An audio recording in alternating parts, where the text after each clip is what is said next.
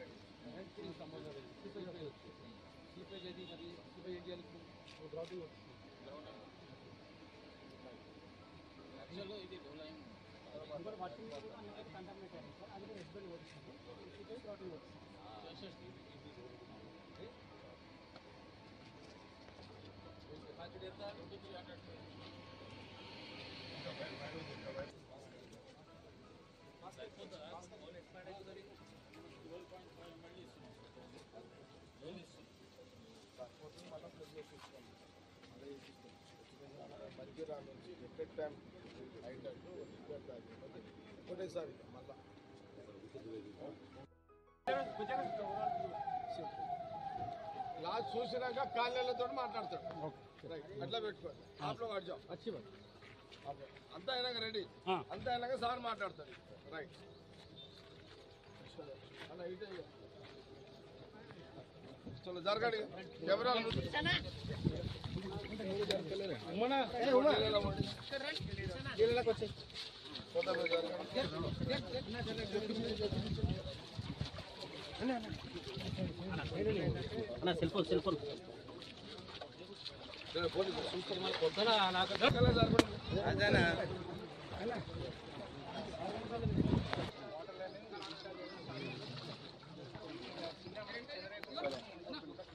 అమ్మించినా కొంచెం ఎంత కెమెరా అదే కెమెరా ఫోటోగ్రాఫర్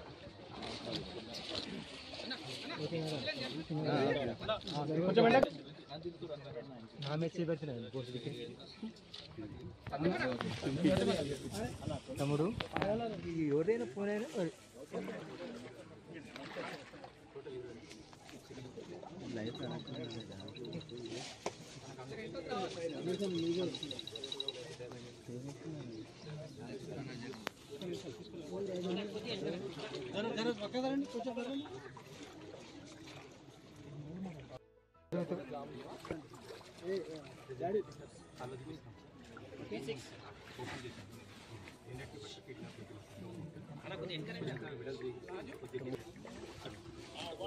వస్తుందా? లైవ్ వస్తుంది మామూలుగా.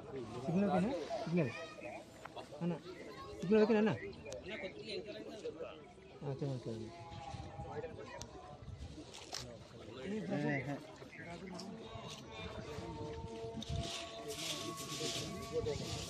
దిగంతనా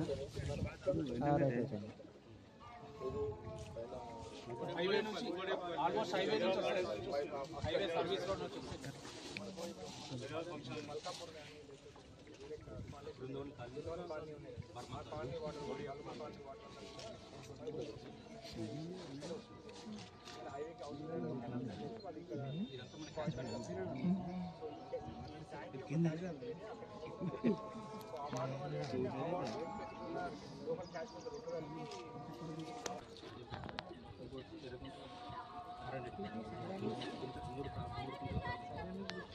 లోకల్ ఒకసారి ఫ్యాన్ కొట్టేస్తాను ఫ్యాన్ కొట్టేస్తాను రైట్ ఫ్యాన్ ఓకే అయిపోయింది. అక్కడ కొద్దిగా ఇల్లీగల్గా కన్స్ట్రక్షన్ చేస్తారు రోడ్డు దగ్గర అక్కడ మస్జిద్ ఒకటి, దాని పక్కన ఒక సిమెంట్ షాప్. వాళ్ళు కన్స్ట్రక్షన్ రోడ్డు దాకా తెచ్చేసి అది పైప్ లైన్ చిన్న వేసేసి మొత్తం జామ్ చేస్తారు. వాటర్ ఫ్లో కానీ కూడా చేస్తారు. ఈ తూము నుంచి వచ్చే వాటర్ కూడా దానికి హోల్ చిన్నగా ఉంచారు. అది ఎంతో బంద్ అయిపోయింది తూము. అది ఎక్కడో గండిపడి అక్కడ నుంచి కొద్దిగా అవుట్లెట్ అవుతుంది. ఆ తూము దగ్గర కొద్దిగా క్లియర్ చేసి లైన్ మొత్తం క్లియర్ చేస్తే క్లియర్ అవుతుంది.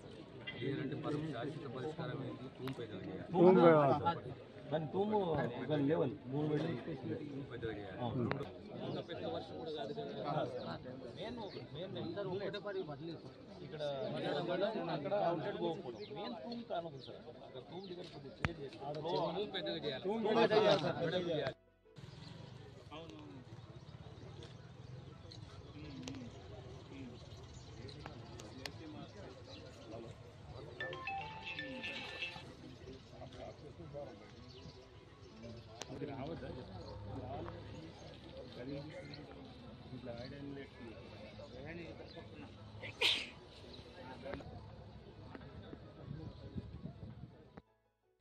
పాత్రికేయ మిత్రులకు నమస్కారం. ఈరోజు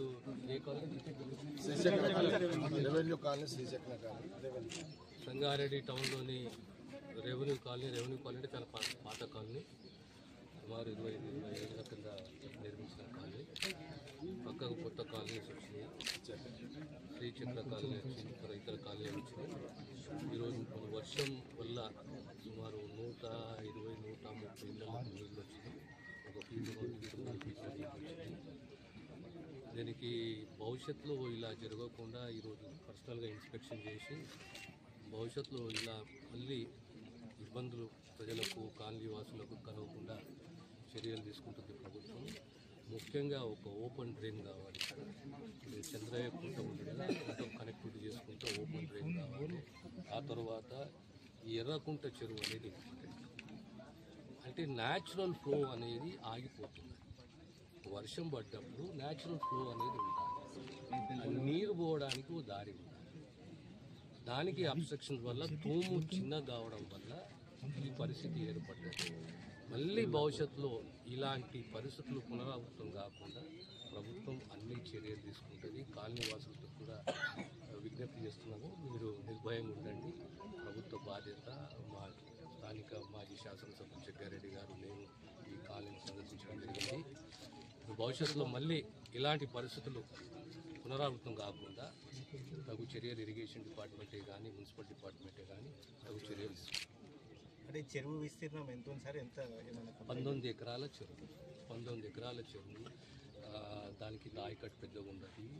ఈ కాలంలో ఏమైపోయిందంటే పట్టా భూములన్నీ కూడా దాని ఏమంటారు ఇల్లు కాలనీలు లేఅవుట్లు ఇల్లు కట్టుకోవడము, ఇది సహజంగా అన్ని జాగాలో ఉన్న పరిస్థితి. కానీ దానికి అనుగుణంగా మనం న్యాచురల్ ఫ్లోని ఎక్కడ కూడా మనం ఆపము. ఈ న్యాచురల్ ఫ్లోని ఆపడం వల్ల ఇప్పుడు ఎర్రకుంటున్నది, చంద్రయ్యకుంటున్నది. ఈ కుంటలకు వచ్చే నీళ్ళని మనము ఆ ఏరియాలలో మనము దారి ఇవ్వకుండా ఇల్లు కట్టుకుంటే కూడా ఇబ్బంది అవుతుంది. కనుక పెద్ద డ్రైన్ అవసరం ఉన్నది, తూము కూడా పెద్దగా చేయాలి. ఈ 2 చర్యలు కూడా ప్రభుత్వం తీసుకుంటుంది. ధన్యవాదాలు.